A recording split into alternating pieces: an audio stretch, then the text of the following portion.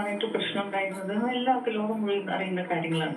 പക്ഷേ കഴിഞ്ഞ എസ്പെഷ്യലി മന്ത്രിയായി കഴിഞ്ഞിട്ട് എനിക്ക് വളരെ വളരെ പ്രശ്നങ്ങളാണ്. അതായത് മന്ത്രിയുടെ കൂടെയുള്ള ഫ്രണ്ട്സ് ആയാലും മന്ത്രിയുടെ സ്റ്റാഫ് ആയാലും എല്ലാം എനിക്കെതിരാണ്. പറഞ്ഞു കഴിഞ്ഞാൽ ഒബ്വിയസ്ലി പവറിന്റെയും പൊസിഷന്റെയും കൂടെയല്ലേ ആൾക്കാർ നിൽക്കുള്ളൂ. So be completely alone. പക്ഷെ ഞാൻ എന്റേതായ ഇതിൽ, കാരണം എനിക്ക് അത്രയും പേടിയാണ്.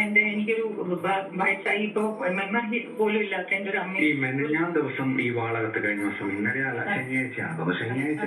ഞാനിപ്പോ 2 മാസമായിട്ട് ഇതേപോലെ ഇലക്ഷന്റെ സമയത്താണ് ഞാൻ അവിടെ പഞ്ചായത്ത് ഇലക്ഷന്റെ സമയത്താണ് ഞാൻ ഇടയിൽ വന്നത്. അതിന് മുന്നേ പ്രശ്നമായിരുന്നു.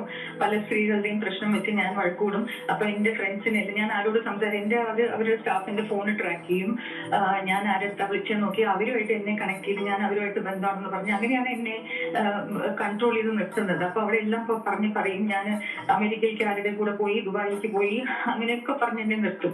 സോ അതുകൊണ്ട് ഞാൻ കഴിഞ്ഞ 2 മാസമായിട്ട് എന്റെ ഫോൺ ബ്ലോക്ക് ചെയ്തിരിക്കുകയാണ്. അവരുടെ സ്റ്റാഫ് എന്നോട് സംസാരിക്കരുത് എന്നൊക്കെ പറഞ്ഞ് ഇൻസ്ട്രക്ഷൻ കൊടുത്തിരിക്കുന്നത്. അപ്പൊ ഭാഗത്തെല്ലാം ഇതെല്ലാം നടക്കുന്നുണ്ടെന്ന് ഞാൻ അറിഞ്ഞതുകൊണ്ട് ഞാൻ പല സ്ത്രീകളെയും വിളിച്ച് ഞാൻ കുറെ ഫയറിലും ഒക്കെ നടന്നിട്ടുണ്ട്. പക്ഷെ അതൊന്നും ഒന്നും ശരിയാവുന്നില്ല. അപ്പൊ സംശയ രോഗമാണെന്ന് പറഞ്ഞ് എല്ലാവരുടെ പറയുന്നു, എന്റെ വീട്ടുകാരെ വിളിച്ച് പറയുന്നു. അപ്പൊ I just wanted A closure. ഞാൻ വിചാരിച്ചു ഞാൻ എന്തായാലും എനിക്കൊരു ക്ലോഷർ വേണം, പക്ഷെ എനിക്കിത് കണ്ടുപിടിക്കണം എന്ന് പറഞ്ഞു തന്നെയാണ് ഞാൻ ആരോടും പറയാതെ അവിടെ പോയി. ഞാൻ വാതിൽ തുറന്നു. ശാന്തൻ എന്ന് പറയുന്ന ഡ്രൈവറായിരുന്നു. ഞാൻ ഉള്ളിലേക്ക് ചാടി ഓടി കയറി ബെഡ്റൂമിൽ പോയി കണ്ടത് എനിക്ക് വട്ടാണോ. ഞാൻ അവിടെ കണ്ടു കഴിഞ്ഞ് അവിടെ ശാന്തൻ ഓടി വന്ന് എന്നെ തടയാനും ഞാൻ ഫോട്ടോ എടുക്കാൻ നോക്കിയപ്പോ എനിക്ക് ഐ കനോട്ട് എക്സ്പ്ലെയിൻ ഞാൻ എന്ത് മോശത്തിനെക്കാട്ടും പറഞ്ഞാൽ അറിയാത്ത എന്റെ I have all the pictures. Video അല്ല, ഫോട്ടോസ് എല്ലാം ഉണ്ട് എന്റെ കയ്യില്. ഞാൻ പോലീസിനെ അല്ല, എനിക്ക് ഐ ലോസ്റ്റ് കൺട്രോൾ. പക്ഷെ ഞാൻ I did not use a bad word. I did not physically assault anyone. മന്ത്രിയെയോ മന്ത്രിയുടെ കൂടെ ഉണ്ടായിരുന്ന ആളെയോ ഒന്നും ഞാൻ ചെയ്തില്ല.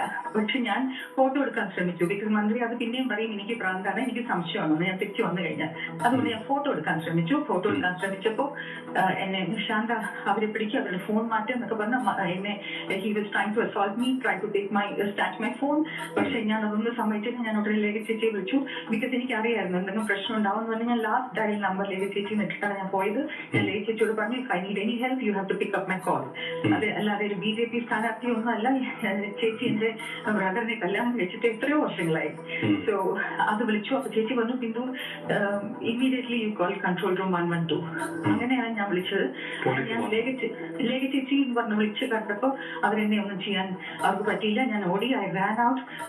പോലീസ് വന്നു കഴിഞ്ഞ് പുറത്തേക്ക് വരാന്ന് വെച്ചാൽ പ്രദീപ് എന്ന് പറഞ്ഞാല് എന്റെ വാതിൽ തുറക്കാൻ സമ്മതിച്ചില്ല.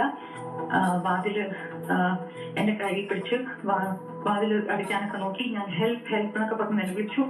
അത് കഴിഞ്ഞ് പോലീസ് വരുന്നതിന് മുന്നേ തന്നെ ഗണേഷ് കുമാർ ഈ സ്ത്രീയായിട്ട് സ്ത്രീനെ കൊണ്ടുവന്ന കാറിൽ ശാന്തം കയറ്റി ശാന്തം കൊണ്ടുപോയി ഗണേഷ് കുമാർ ഉള്ളിലേക്ക് ഓടി വാതിലടച്ചു. ഇതാണ് ഉണ്ടായത്. This is something which I didn't want to tell because ഞാൻ അവരുടെ മക്കൾ എല്ലാത്തിനും തെളിവുണ്ടെന്ന് പറഞ്ഞുകൊണ്ട് മന്ത്രിയുടെ ഭാര്യ സുരക്ഷ ആവശ്യപ്പെട്ടുകൊണ്ട് രംഗത്ത് വരുമ്പോൾ സ്ത്രീ സുരക്ഷ ഉൾപ്പെടെ ഉന്നയിച്ചുകൊണ്ടാണ് 3ാം വോട്ടിനായി മുഖ്യമന്ത്രിയും LDF-ഉം ഗണേഷ് കുമാർ അടക്കമുള്ള മന്ത്രിമാരും മുന്നോട്ട് പറയുമ്പോഴാണ് മന്ത്രിയുടെ ഭാര്യയ്ക്ക് പോലും രക്ഷയില്ല.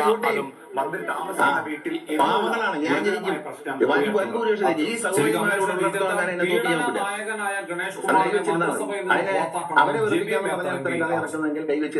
കാര്യമില്ല.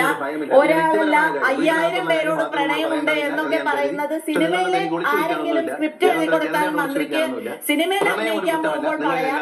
ഇത് ജനങ്ങളുടെ ഉത്തരവാദിത്തപ്പെട്ട ഒരു ജനപ്രതിനിധി എന്ന നിലയിൽ അദ്ദേഹത്തിന് ബാധ്യതയും ഇത്തരക്കാരെ സോഷ്യൽ മീഡിയയിൽ ഓരോ മമ്മൂട്ടി വിട്ടോ, മോഹൻലാലിനെ വിട്ടോ, മഹാത്മാഗാന്ധി വിടുന്നില്ല. പിന്നാന്നോ പാവപ്പെട്ട എന്നെ മഹാത്മാഗാന്ധി വിടുന്നില്ല, പാവപ്പെട്ട എന്നെ വിടുവോ? അങ്ങനെയൊക്കെ പറഞ്ഞാലല്ലേ ജവഹർലാൽ നെഹ്റുവിനെ പിടിച്ചൂടെ? ഇന്ത്യയിൽ ഏറ്റവും കൂടുതൽ പ്രണയം ഉണ്ടായിരുന്നു, ഏറ്റവും നല്ല പ്രണയം ഉണ്ടായിരുന്നു, അത് ആസ്വദിച്ച ഒരു മഹാനായ നേതാവാണ് ജവഹർലാൽ നെഹ്റു. മാധവിക്കുട്ടി, നമ്മുടെ ഇദ്ദേഹം പുനത്തിൽ കുഞ്ഞബ്ദുള്ള, MT വാസുദേവൻ നായർ, ഇവരെല്ലാം പ്രണയത്തെക്കുറിച്ച് പറയുകയും അതിനെപ്പറ്റി ആസ്വദിക്കുകയും ചെയ്തവരാണ്. നിങ്ങളിപ്പോ ഇത് ആസ്വദിക്കുന്നില്ലേ? എന്തിന് അല്ല, എന്തിനാ ഈ മനസ്സിലാകത്തോടെ ഒരാളെ വ്യക്തിപരമായ കാര്യവും രാഷ്ട്രീയം തമ്മിൽ എന്ത് ബന്ധം? ഒരാൾ മദ്യപിക്കുന്നു രാഷ്ട്രീയ അയാളുടെ സൗകര്യമില്ലയോ? അയാളുടെ സൗകര്യമില്ലയോ ഇത്? പിന്നെ മറ്റേ ആളെ കുറിച്ച് പറഞ്ഞ കാര്യം എന്റെ അടുത്ത് മറ്റേ IVF നടത്തുന്ന കടകളിലെ ആ പാലക്കാട് ഭാഗത്തുള്ള എല്ലാ IVF നടത്തുന്ന സ്ഥാപനങ്ങളും അടച്ചു. കാരണം ഇദ്ദേഹം വന്നോടി പിന്നെ ഇദ്ദേഹം നോക്കിക്കോളും. ഈ ആഘോഷം നടത്തുന്ന സ്ഥാപനങ്ങളും അടച്ചു. അയാളാണോ എന്നെ കുറിച്ച് അഭിപ്രായം പറയുന്നത്? രണ്ടും അടച്ചു. സത്യമല്ലേ? ഡോക്ടർമാർക്ക് പണിയില്ലാതായി. രണ്ടും അവരെ ഏറ്റെടുത്തു. അത്തരം ആളുകളാണോ ഇതിനകത്ത് അഭിപ്രായം പറയുന്നത്? അവർക്ക് വേണ്ടി കുഴലുവാൻ നടക്കുന്നവന്മാരല്ലേ അത് അഭിപ്രായം പറയുന്നത്? പത്തനാപുരത്ത് എടുത്ത അഭിപ്രായം പറഞ്ഞിട്ടുണ്ട്. അവന്റെ പ്രധാന ജോലി പാറ പൊട്ടിപ്പും അഴിമതിയും കൊള്ളയും പിടിച്ചോറിയാണ്. ബ്ലോക്ക് പഞ്ചായത്ത് ഇന്ന് ദയനീയമായി തോറ്റ ആളാണ്. അതിനൊന്നും നമ്മൾ മുഖവിലേക്ക് എടുക്കണ്ട. കല്യാണം കഴിച്ച 2 പിള്ളേരായിട്ടും KSU എന്ന് പറഞ്ഞ് നടക്കുന്ന ആൾക്കോട് ഞാൻ എന്തോ പറയാനാ?